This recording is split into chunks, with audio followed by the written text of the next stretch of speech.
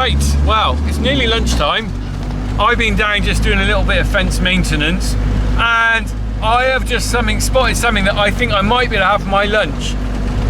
Now, we'll have a look in a minute. It's mushroom time. There's all sorts of things popping up around the farm. You have to be careful what you pick, but I've been picking these sort of things for years, so I know what to get. Now, this is a jumbo jobby, I call it. Jumbo jobby. It's a cheshroom. I'm not sure what their proper name is, but look at this bad boy. I can get my hand across that. Look at that hand size. Now, this is an edible fungi. I said I call it a cheshroom, or some people call it keshroom. I'm not really sure what other people call it. You have to be careful on the farm what you pick, but this one is edible. It's a stronger version of a mushroom. Let's just pick it up. Now look at that, lovely pink gills on that.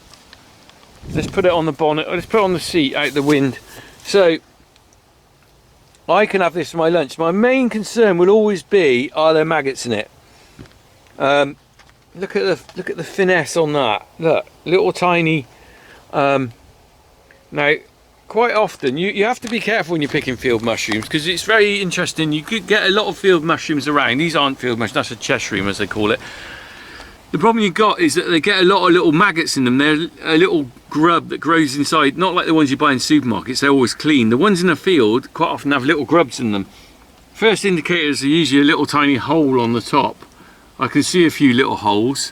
I'm not going to break that open until I get home in lunchtime, because we'll have a look. I'm going to try and see whether I can cook that for my lunch with a bit of bacon. That is beautiful.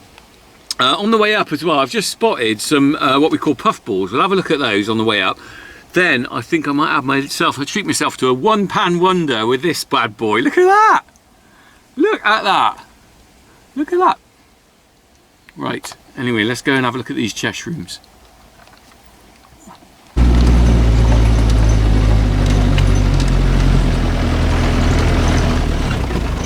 Like something from outer space. So look at these bad boys. They are massive, that's solid in the ground. There'll be probably some that the cows have kicked over. So there's one that the cows have kicked over. They're called puffballs. There's another one. That's another one the cows have kicked over. It looks like someone's brain. Look at that. Whew. Now here's a big bad boy. Look at this one. Oh, and someone's decided to have a poo on the top of it. Wonder what that is. Looks like it's got seeds in it. It's like a bird poo or something. Look at the size of that. Can you see the size of my hand compared with that? So these are called puffballs. Now, what happens is they dry out and they become very yellow. They're very powdery, and if you kick them when they're dry, they release a cloud of spores. So that's why they're called puffballs. Now, my granddad used to eat them, but he only used to eat them when they were really young and fresh. I've never tried one myself. I was a bit hesitant. And besides, they always come up about the same time as the mushrooms, so I always think, do you know what, I'll have a mushroom instead, and I think I will. There's one that looks like slugs eating the top of that one, but normally the cows end up whacking them off. There's one there, that's massive, that one. They're all in a little group. They always come back at this point. They always come back to this little area. Anyway, I'm not going to eat those. Might find some field mushrooms another day, but there's this bad boy for my lunch. Yum, yum, yum. Let's go and get the frying pan on. Okay, so I've got my mushroom. First thing I'm going to do is I'm going to cut the top off, and then we'll open it up and see what it's like inside. Bear with me. Cut this bit off. That's always an indicator. If there are any holes in that, it looks okay. Let's break it in half.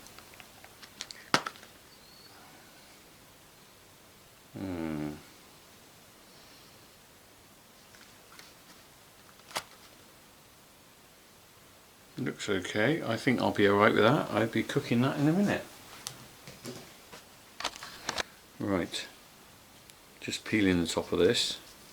I've just discovered I've got no bacon. So it is literally cheshroom for lunch with no bacon. That isn't a problem. This should be very yummy.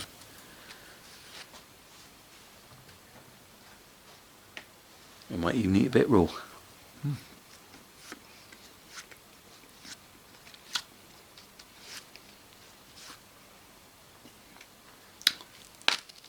take the stalk off. I don't think I'll eat the stalk, just that bit.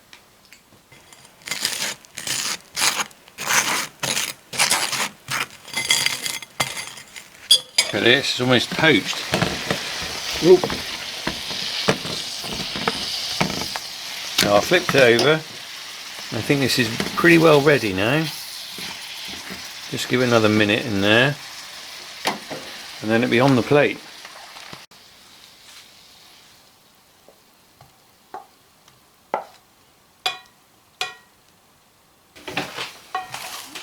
So, how about this? Mushrooms on toast a la Rich Cornock, a la the Funky Farmer.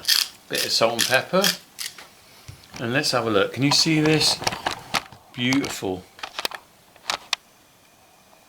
Look at that bad boy. Right.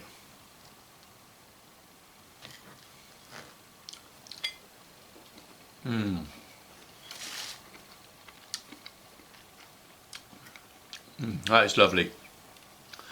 Quite a distinctive taste. You either love it or hate it. If you look at that, it's got a sort of denser flesh than the mushroom, but really nice. Much better with a bit of bacon though. I'll have to get some bacon next time. But there you go. From farm to fork, pretty well straight out of the field, straight in the pan, straight on my plate, and it's come, you know, a couple 100 yards. Pretty spot on.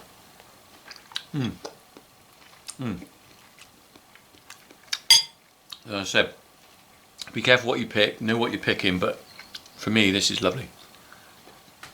See you soon. Crack on.